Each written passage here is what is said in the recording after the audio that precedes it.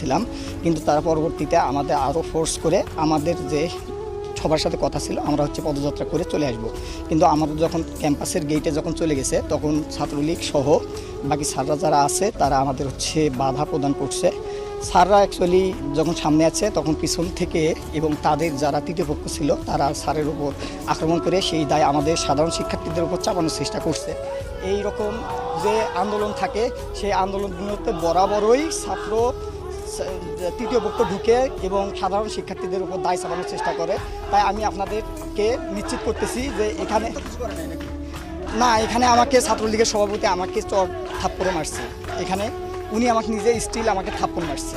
এখানে কথা হচ্ছিল আমাদের গত 9 দিন ধরে এখানে আমরা অনুষ্ঠান করতে সমাবেশ করতেছি। এখানে কোনো প্রকার আমাদের সাধারণ শিক্ষার্থী বিশৃঙ্খলা করে নাই, কিন্তু ওনারা আসার কারণেই এই বিশৃঙ্খলা হয়েছে। এই দায়ভার